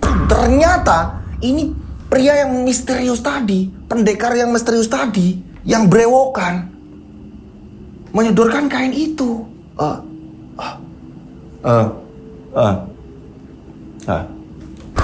Persis apa yang dimimpi Tuti. Disuruh mengusap air mata Tuti. Tuti pun akhirnya mengusap air matanya. Dan tak lama kemudian, orang misterius itu yang mirip dengan pendekar ini justru mengajak Tuti. Sama persis urutannya sama kayak mimpinya Tuti. Tuti jalan mengikuti pendekar itu. Brewokan, pakai ikat kepala, bajunya ini serba hitam, dalamannya putih. Ini persis dengan pendekar.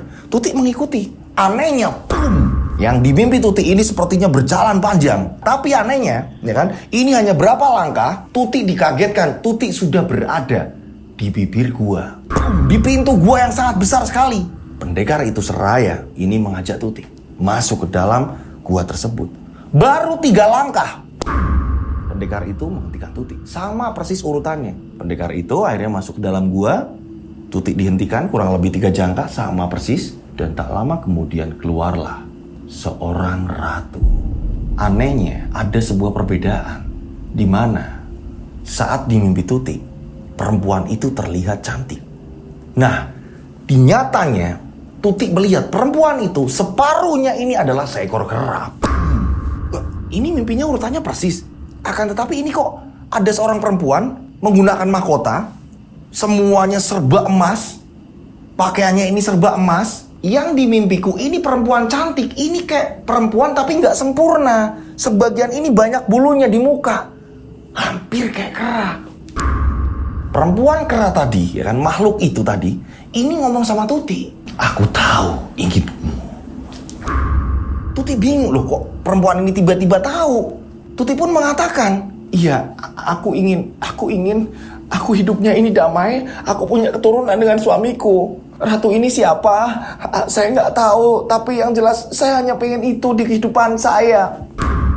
Maka kamu akan terpenuhi semua keinginanmu. Akhirnya Tuti pun mengiyakan. Tuti mengiyakan dan akhirnya si ratu tadi yang sebagian mukanya ini kayak kera gitu kan ya, perhiasannya pernak-pernik banyak banget, ya kan, pakai mahkota, dia ini berjalan. Tuti kaget ketika melihat perempuan yang separuh sebagiannya ini kera, ini berekor ternyata. Mempunyai ekor. Sama persis dengan mimpinya. Bedanya, di mimpinya Tuti, perempuan itu terlihat sempurna. Akan tetapi, ini di dunia yang Tuti sedang jalani, ya kan, ini Tuti melihat ini hanya separuh. Yang sebagian muka ini manusia, yang sebagiannya ini kera. Nah, singkat cerita, akhirnya Tuti membuntuti makhluk itu. Tuti memanggilnya ini dengan sebutan ratu. Iya ratu, saya harus gimana? Saat itu juga Tuti tercengang ketika melihat kolam besar. Ini ada ikan emas di balik gua itu. Jadi gua itu banyak ruangan-ruangan. Saat itu juga ratu tadi ini ngomong sama Tuti. Lihatlah ikan emas itu. Mata Tuti ini langsung melihat ke ikan emas itu tadi. Dan tiba-tiba Sesuai apa dengan mimpi Tuti. Kolam yang airnya jernih, ada ikan emas tiba-tiba berubah menjadi kolam darah. Ini kolam menjadi darah yang kental. Dan ikan tadi membesar dan muncul dari permukaan air ini keluar. Ini seorang raksasa kera. Ini kera laki-laki. Akan tetapi, ini hampir kayak manusia juga. Dengan berbadan kekar penuh bulu, tiba-tiba menadahkan tangannya. Ini sama dengan mimpi Tuti. Nah, saat itu juga Bunda Ratu pun ngomong. Sebelum Tuti ini menyentuh tangan dari makhluk tadi. Kamu siap syaratnya. Kalau kamu siap syaratnya, kamu bakal mendapatkan bayi idamanmu. Nah, Tuti bilang di sini masih ingat suaminya. Oh, Ratu, saya harus pamit dulu sama suami saya. Saya nggak bisa langsung sekarang. Saya harus tanya sama suami saya. Semua akan gagal ketika suami kamu mengetahui apa yang telah kamu lakukan. Tapi saya harus gimana ya? Tiba-tiba Tuti tersadar yang ada Tuti ini di dalam pasar sedang memilah-milih sayur. Hah? Loh, kok aku ada di dalam pasar? Tuti bingung loh. Perasaan tadi aku udah melewati banyak dunia yang aku nggak ngerti itu dunia apa. Itu asing bagi aku, tapi kenapa tiba-tiba aku balik lagi ke pasar? Tuti bener-bener bingung. Dia harus bagaimana? Ini aku dibawa ke alam lain dan aku nggak ngerti. Kok tiba-tiba aku ada di pasar? Singkat cerita, akhirnya Tuti pun pulang. Nah, setelah sampai rumah, dia ini kepikiran terus-menerus. Sering bengong, tiba-tiba sedih. Nah, suaminya si Yayat ini tanya sama Tuti, "Kamu kenapa sih? Kok kamu ini tiba-tiba sedih? Kamu ini tiba-tiba ngerenung. Apa sebenarnya, ada apa?" "Nggak apa-apa, Mas." "Nggak apa-apa gimana? Orang aku lihat kamu ini kayak orang linglung. Nggak tahu apa yang di otak kamu." Tuti ini tidak mau bercerita karena apa yang sudah terjadi pada Tuti takut gagal. Singkat cerita ya kan, berjalannya waktu, Tuti ini minta izin sama suaminya, nanti suaminya yang jemput gitu kan. Tuti naik beca, Tuti pun ke tempat ibunya. Yayat ini jemput. Nah, pada saat jemput ya kan, nah disinilah ini yang membuat Tuti ini sedih dan hatinya ini bener-bener kehantem banget. Ketika orang tuanya Tuti, ini orang tuanya Tuti ngomong sama Yayat, bapaknya Tuti ngomong sama Yayat, ya kan? Di sini Yayat ini dikatain, maaf nih di bagian ini agak sensitif ya. Ini Yayat diomongin, kalau sampai kamu gak punya anak terus-menerus kayak gini, mending potong aja anumu. Gak berguna. Sampai dikatain seperti itu saat Yayat mau jemput. Nah, disitulah Tuti ini sempat berantem ternyata di belakang. "Bu, itu bapak gimana sih kok ngomongnya kayak gitu?" "Ya memang, karena ibu butuh cucu, ngerti kamu?" Nah, disinilah Tuti kayak, aku nggak bisa ngelihat suamiku dibegitukan. Ini yang menjadikan Tuti ini bertekad bulat. Sepertinya aku harus ketemu dengan orang brewok itu tadi. Aku akan meminta sama Ratu yang ada di gua itu. Aku harus punya anak, apapun resikonya. Ini ternyata yang membuat Tuti yakin akan aku lakonin. Nah, singkat cerita ya kan, sesampainya di rumah, sepanjang jalan Tuti minta maaf, berjanji tidak akan meninggalkan. "Ya, aku tidak akan meninggalkanmu, Mas, apapun yang terjadi." Iya, aku senang kamu seperti itu. Nggak apa-apa. Tapi Tuti ngerti, hatinya Mas Yayat ini kayak apa tersayatnya. Tanpa sepengetahuan Yayat, Tuti ini selalu ngelihat ketika Yayat ini bengong. Tuti ngelihat, ya Allah, Mas Yayat ini kadang nangis sendiri. Mas Yayat ini kadang bengong juga sendiri. Nah, disinilah Tuti semakin mantep. Aku harus lelakon itu. Entah apapun yang terjadi, resiko ke depan saya nggak ngerti. Pokoknya aku harus mengiyakan. Aku harus menjalani ritual itu. Hingga pada akhirnya kan, waktu yang sudah Tuti ini nggak bisa membendung. Dan Tuti meyakini, oh ya ini hari wetonku. Karena menurut Tuti, hari weton Tuti ini ya yang sakral. Tuti pun akhirnya pergi ke pasar. Gitu, hari yang ditentukan Tuti udah yakin hari ini pas aku pergi ke pasar. Akan tetapi tak semudah itu. Tuti mencari orang berewokan tadi nggak ketemu-ketemu. Sampai pada akhirnya Tuti ini ke belakang pasar dan Tuti melihat, oh itu kandang kerbau sebelah itu. Ternyata memang ada di situ. Tuti kembali sandaran dan kembali Tuti ini mencari, gelisah. Justru malah saat Tuti putus asa nyari orang itu nggak ketemu. Tuti ini menghadap ke bawah. Ternyata kaki kiri Tuti ini menginjak ya, potongan selendang yang pernah diberikan oleh pria brewok itu tadi. Nah, diambil.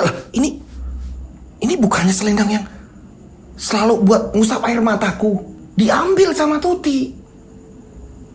Nah, karena Tuti menangis, selendang itu tadi ini diusapkan ke mukanya, ke bawah matanya ini diusapkan semuanya. Saat diusapkan, nggak tahu kenapa tiba-tiba Tuti ini jalan kaki, nggak ada yang mengarahkan. Tuti ini tiba-tiba langsung masuk ke dalam gua itu. Kayak mustahil, tapi Tuti merasakan ini opo kok tiba-tiba aku berada di sini. Kok cepet banget. Aku nggak bertemu dengan orang yang berewokan itu. Singkat cerita ya kan, berapa langkah ya kan Tuti ini melangkah. Ini tiba-tiba Ratu itu keluar kembali. Akhirnya kamu kesini ya nak. Akhirnya kamu kembali datang. Apakah kamu sudah yakin akan menjalani ritual ini? Ya Ratu, saya siap apapun resikonya. Tuti mengiyakan. Kamu sudah siap? Mari ikut aku. Akhirnya Tuti mengikuti. Dan Tuti ini udah gak kaget lagi ketika perempuan ratu itu tadi ya kan. Ini separuh bagian ini, wujudnya ini kera, ada ekornya. Ini Tuti udah gak kaget lagi karena udah lihat, udah pernah lihat. Dibawalah ke belakang itu, ke belakang gua, dimana ada sekat-sekat, jadi bebatuan-bebatuan besar. Ada kolam yang Tuti pernah lihat, yaitu ikan, tapi airnya ini bening jernih. Pada saat itu Ratu itu mengatakan kepada Tuti, kamu udah siap? Siap Ratu, apapun resikonya. Iya Ratu, saya siap. Tiba-tiba gak lama kemudian air kolam yang jernih ini langsung berubah menjadi darah. Darah yang sangat kental sekali. Dan gak lama kemudian ikan itu membesar dan langsung muncul dari permukaan. Seekor siluman kera ya kan, sebagian manusia wujudnya, sebagian ini kera. Yaitu makhluk yang pernah dijumpain Tuti keluar. Dan langsung menadakan tangannya. Seraya mengajak Tuti, ayo turun. Kolam itu yang penuh dengan darah, tiba-tiba airnya ini habis. Airnya esat. Langsung benar-benar berubah menjadi bebatuan. Tuti pun benar-benar sudah tidak berpikir lagi. Tuti sudah bulat, apapun yang terjadi aku harus punya bayi. Tuti langsung masuk. Tuti langsung masuk ke situ, tiba-tiba semuanya gelap. Saat semuanya gelap, Tuti hanya melihat makhluk tersebut, siluman tersebut ini berubah menjadi dua. Loh, saya mau diapakan? Makhluk-makhluk itu hanya mengeram. Makhluk itu buas. Dua makhluk itu langsung menyetubuhi Tuti. Tuti mengeram kesakitan, tolong. Mulut Tuti ini dicengkeram. Tangan Tuti ini tidak bisa menyingkirkan dua makhluk itu. Tuti kesakitan, tetapi Tuti ingat, iya aku harus punya anak. Ternyata dua makhluk itu ini menyetubuhi Tuti ini dengan ganas. Setelah itu ya kan, ini Tuti ngalamin kesakitan ya kan. Gak lama kemudian makhluk itu kembali berubah menjadi satu. Yang tadi berubah dua, ini jadi satu. Nah, setelah itu anehnya Tuti sudah berada di atas kolam, bukan di kolam lagi. Jadi kayak tersadar. Jadi kayak dibawa ke alam goib, ini dibawa lagi ke alam goib gitu loh. Nah, ini Tuti udah tersadar. Setelah tersadar, makhluk tersebut sudah berubah lagi menjadi ikan mas. Kolam itu sudah kembali jernih. Bunda Ratu tiba-tiba keluar. Ratu itu tiba-tiba keluar dan mengatakan, kamu sudah menjalani ritual pertama. Nanti akan ada 1 bulan sekali di tepat di weton kamu harus kesini sampai 3 kali. Berarti masih ada 2 lagi. Iya Ratu, terus saya harus gimana? Ingat, selama menjalani proses ritual ini, jangan sampai kamu ini bersetubuh dengan suamimu, ngerti? Yang pertama itu. Dan yang kedua, kelak umurmu nanti dibagi 2 dengan bayimu. Berarti umur saya ini ke depan, ya, dihitung dari sejak kamu lahir. Sisa umurmu nanti dibagikan kepada putramu, kepada bayimu. Di sini, karena sudah menjalani ritual pertama, mau nggak bisa ngelak. Tuti nggak bisa ngelak, mengiyakan. Tak lama kemudian, Ratu tadi ini memberikan potongan selendang tadi, ya kan? Ini kepada Tuti. Usap air matamu. Usap matamu. Tuti menerima kain itu tadi, kembali diusapkan ke mata Tuti. Saat Tuti ini mau usap mata, Tuti kaget. Tuti sudah berada kembali di depan kandang. Kandang kerbau tadi yang dekat dengan pasar. Tuti sampai bingung, loh, aku kok udah di sini lagi? Pas sadar ini Tuti udah pagi ternyata. Loh, kok udah pagi? Perasaan tadi aku siang-siang, kok ini kembali pagi? Tuti kaget. Dipikirnya Tuti malah maghrib. Ternyata enggak, udah beda hari. Udah keesokan hari. Tuti bingung. Singkat cerita ya kan, Tuti udah sampai di rumah, ini menyembunyikan semuanya. Dan seperti biasa Tuti ke tempat orang tuanya. Nanti disebut Yayat. Akan tetapi di sini Tuti meyakinkan, tenang mas, tenang. Apapun yang terjadi, tutup rapat-rapat telingamu ketika orang tuaku ini ngomong. Iya, iya dok. Iya dek. Tuti pun ngomong, aku tidak akan meninggalkanmu mas, percayalah. Nah singkat cerita ini 1 bulan. Ya kan sudah terjadi 1 bulan dan kembali lagi di mana weton Tuti nih. Jatuhnya di weton Tuti lagi. Mau nggak mau Tuti harus datang ke sana. Anehnya, Tuti nggak ngerti. Tuti ini buka-buka lemari baju. Tuti ini menemukan selendang itu tadi. Loh, kok ini udah ada di sini? Tuti langsung bilang sama suaminya, Mas, aku mau ke tempat ibu. Seperti biasa, nanti kalau aku di sana udah 2 hari kamu jemput. Iya, Nduh, nanti aku jemput kamu. Nah, suaminya pun mengiyakan. Tuti pun akhirnya naik beca. Tapi arahnya bukan ke orang tua, melainkan ke pasar. Sampai tukang becanya ini ngomong, ini mau kemana, Mbak? Tuti bilang, mau ke pasar. Nah, setelah itu barulah Tuti ke kandang kerbau tadi. Kembali diusap matanya. Masuklah ke dalam alam goib ini tadi. Ini apa sebenarnya? Ada apa yang dirasakan oleh Tuti? Masuk ke alam goib tadi, masuk ke goa lagi. Tuti melakukan ritual selanjutnya. Sama persis Tuti merasakan kesakitan ketika Tuti ini disetubuhi oleh 2 makhluk, ya, yang awalnya ini 1 berubah menjadi 2 dan memperkosa, menyetubuhi Tuti dengan secara ganas. Singkat cerita, berjalannya waktu, Tuti ini setiap Yayat ini mengajak berhubungan badan selalu ngomong, aku lagi sakit mas, aku lagi gak enak badan, selalu menolak seperti itu. Hingga pada akhirnya ritual yang terakhir, pada saat itu Tuti lega sudah melakukan 3 kali. Nah ratu itu tadi ngomong, tunggu saja, nanti kamu akan hamil. Ingat persyaratannya, jangan pernah kamu lupakan. Tuti pun mengangguk. Kembali lagi Tuti ke kandang kerbau. Dan Tuti ini mengingat ada 1 kata-kata, ya.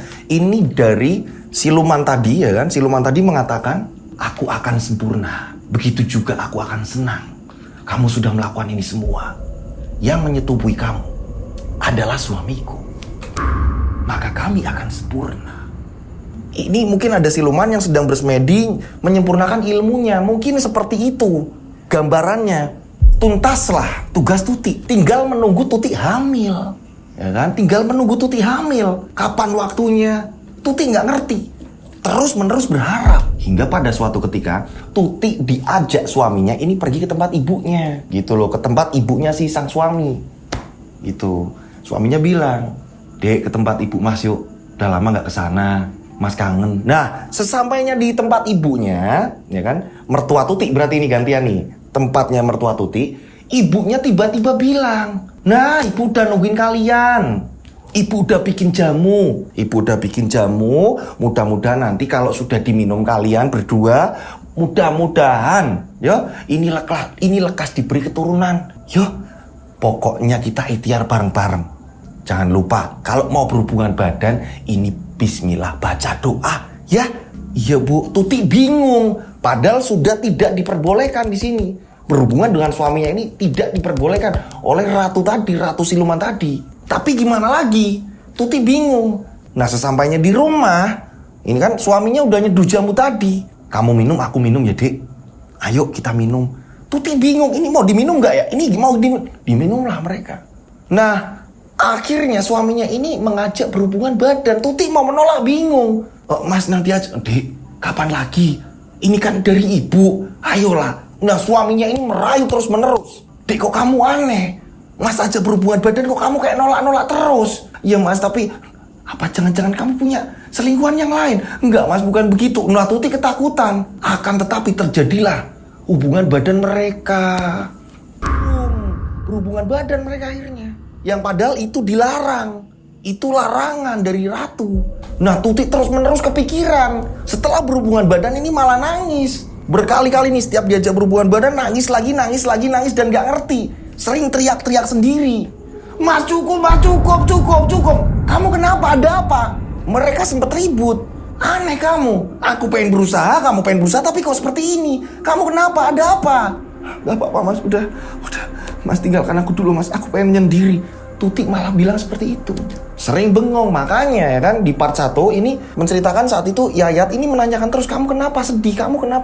Karena Tuti tidak jujur, karena ketika jujur takut semuanya gagal. Nah padahal dengan Tuti sudah berhubungan badan, ini termasuk melanggar larangan, melanggar pantangan.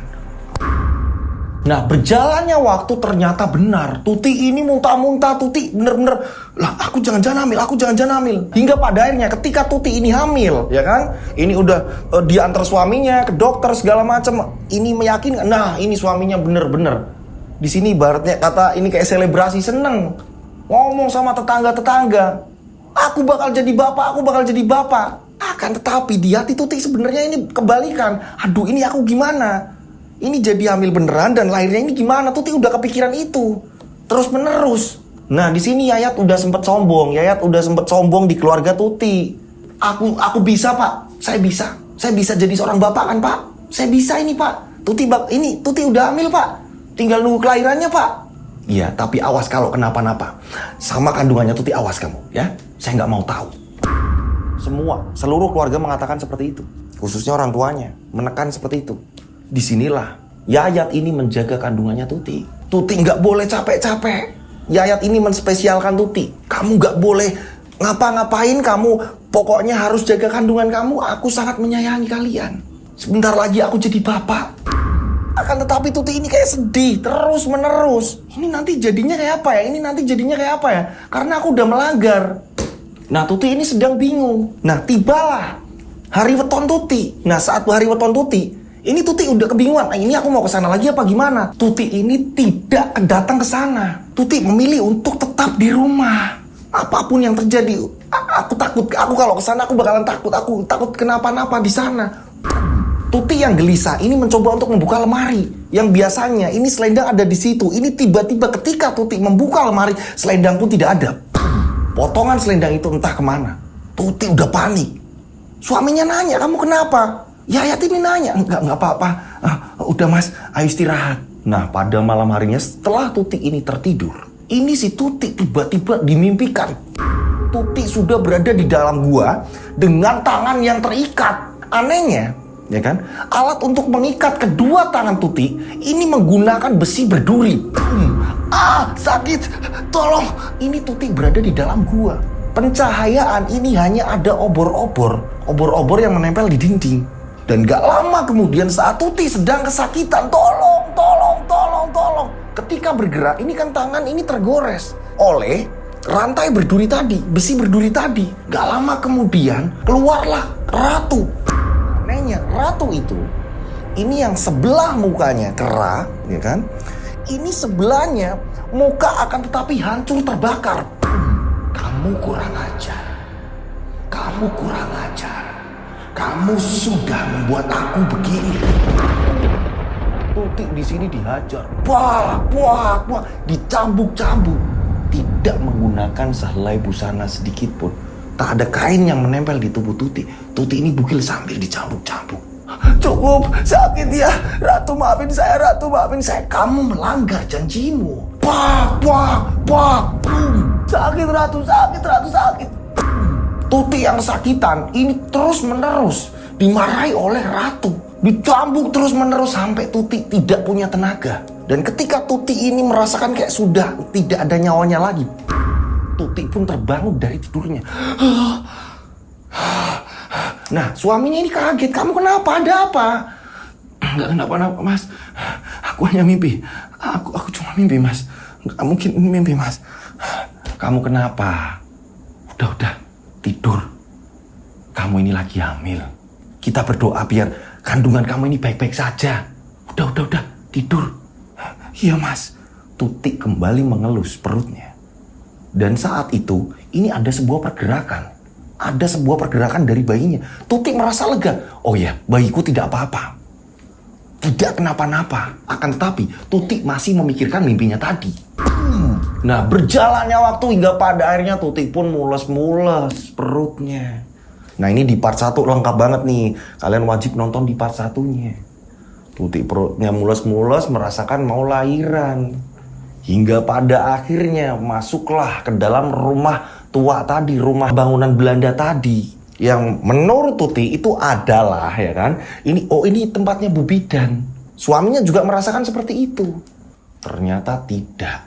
Itu adalah rumah kosong bangunan Belanda, dan belakang rumah itu adalah pabrik gula, di mana ada seorang security di situ berjaga di pos penjagaannya, itu Pak Rois.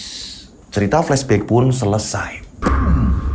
Nah, setelah Tuti ini mengaku semuanya, di sini Pak Yayat kaget lah. Kok kamu sampai seperti itu? Lelakon apa itu namanya? Ya mas, aku juga nggak ngerti. Aku dibawa ke alam gaib dan aku nggak ngerti mas. Nah, Pak Rois pun menduga ini ada lelakon orang pengen sempurna di ilmunya, memanfaatkan si Tuti, istrimu. Tuti yang jadi korban. Pada saat itu Pak Rois ngomong, sekarang gini aja, bayimu ini harus dilarung, ditaruh di sungai. Tapi nanti kalau sudah selesai dilarung, bikin selamatan di rumahmu. Ya, diadakan selamatan. Iya Pak, tapi kenapa istri saya seperti ini Pak? Yo, kamu juga mengalami kan tadi kan? Makanya saya manggil-manggil kamu tadi. Nah mungkin ini ya, hantu si perempuan tadi ya kan, ini juga kiriman dari si Ratu Siluman tadi.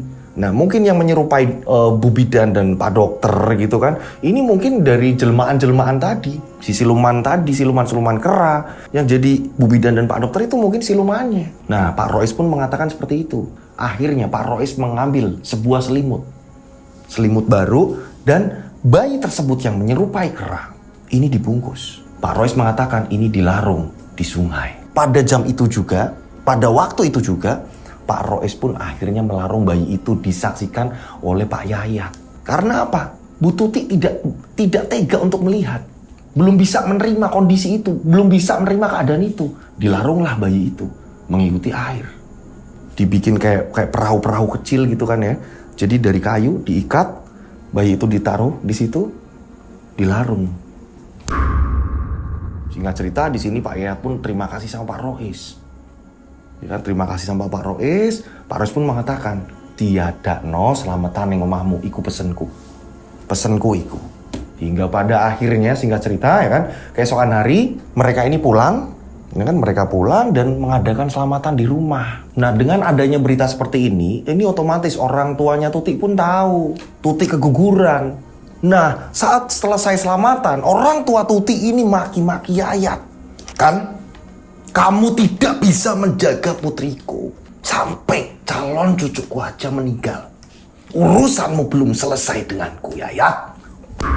Ya Pak, maafin saya Pak, maafin saya. Orang tuanya Tuti pun gak ngerti kisah sebenarnya. Akan tetapi ya kan, akhirnya berjalannya waktu Tuti pun menceritakan kejadiannya kepada tetangga-tetangganya. Apa yang sebenarnya ia lakukan, apa sebenarnya yang ia alami. Semua tercengang, kok aneh, kok kejadian seperti itu mbak. Dan semenjak itu Yayat memutuskan gak mau lagi untuk datang ke tempatnya si Tuti. Tuti pun memohon maaf terus sama Yayat, maafin saya mas, terus menerus seperti itu. Untungnya Yayat memaafkan, mereka tetap tinggal bareng bersama. Ibunya Yayat juga kaget mendengar keterangan seperti itu. Tak pikir udah hamil, udah enak, udah apa segala macam, ternyata enggak. Bayi yang dikandungnya ini adalah siluman juga. Nah Pak Rois ini sering datang ke situ. Kadang-kadang Pak Rois sama anaknya datang ke situ. Pak Rois ini yang satpam ini, security yang jaga di pabrik tua itu. Pak Rois datang ke situ, memastikan gimana kondisinya segala macem. Dan pada akhirnya mereka pun sampai lama ini nggak punya keturunan gitu. Dan cerita pun selesai gitu. Nah, menurut kalian ya, ini pesan-pesan dari cerita ini bagaimana? Monggo silakan ditulis di kolom komentar ya kan. Ini saya membacakan, saya menceritakan sesuai ya kan dari pengirim cerita. Saya menghargai segala macam bentuk kiriman-kiriman cerita gitu, dan mohon maaf ya kan kalau ada salah-salah kata dalam saya bercerita gitu. Jadi di sini ada edukasi baik diambil, yang buruk pun dibuang gitu. Jadi kita harus bisa memilah-memilih gitu. Kita ini bagus nih kalau kita seperti ini, ini buruk nih kalau kita kayak seperti ini gitu. Kita harus pintar-pintar dalam menyikapi sebuah cerita seperti apa gitu ya kan, ambil hikmahnya. Nah, buat teman-teman yang punya pengalaman atau dapat cerita gitu ya, oh ya saya punya cerita mas nih mas, pengalaman dari tetangga saya atau apa segala macam, ya kan, monggo silakan kalian bisa mengirimkan cerita kalian. Caranya gimana sih ngirim ceritanya? Kalau bisa mohon dengan sangat banget, mohon dengan sangat urutan ceritanya ini diperjelas gitu loh. Caranya seperti ini, dikirim, diketiknya ini per paragraf atau per kalimat. Dengan seperti itu ini saya akan paham ceritanya, alur-alurnya, nama yang mau disamarkan, takutnya menyinggung si A, si B, si C, atau nggak apa-apa mas, aman, tapi dipastikan aman. Karena pernah kejadian ternyata ada beberapa yang merasa tersinggung atau apa gitu, mas kalau bisa yang ini nanti ini ya mas, cerita ini diganti atau dibuang. Nah saya tidak mau terjadi kedepannya seperti itu gitu, dipastikan cerita aman gitu ya kan. Nih ditulis per paragraf atau per kalimat, konfliknya seperti apa jelas gitu kan, teror horornya seperti apa jelas gitu kan. Oh di sini penanggulangannya seperti ini jelas gitu, bentuk wujud-wujudnya dari apa yang kalian alami ini jelas gitu ya, ditulis gitu, dikirimnya ini per paragraf atau per kalimat. Kirimnya kemana? Kalian bisa kirim ke DM Instagram saya @dodosinjo ya. Ini kalian follow, nanti kalian DM ke saya, mas saya udah follow ya kan, nanti biar saya bisa follow back. Ceritakan semuanya di situ, bisa dikirim di DM Instagram gitu. Atau kalian bisa kirim ke nomor WhatsApp saya 085870433336, 3nya 4 kali. Saya ulang 085870433336, 3nya 4 kali. Oke? Oke, semuanya. Nah, kalau bisa dikasih nama dan nama kota agar tidak ketumpuk dengan WhatsApp lain gitu ya. Oke, nah saya berdoa mudah-mudahan penikmat channel Rian Agus Widodo ini selalu dilindungi Allah Subhanahu Wa Taala. Amin. Dijauhkan dari mara bahaya. Amin. Ya kan? Ini punya rezeki terus mengalir deras. Amin. Ya kan? Yang belum mendapatkan jodoh segera didekatkan jodohnya. Amin. Ya Allah. Yang sedang meniti karir diberi kesuksesan. Amin. Ya, panjang umur, sehat selalu. Akhir kata, saya Rian Agus Widodo mengucapkan wassalamualaikum warahmatullahi wabarakatuh. Mereka ada di antara kita.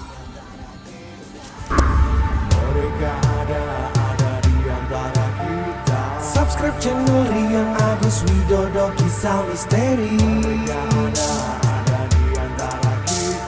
Nyalakan lonceng, notif, tinggalkan komen, share. Mereka ada di antara kita. Mereka ada di antara kita. Kita ada di antara mereka. Mereka ada di antara kita. Mereka ada di antara kita. Mereka ada di antara kita. Kita ada di antara mereka. Mereka ada di antara kita. Boom boom boom boom.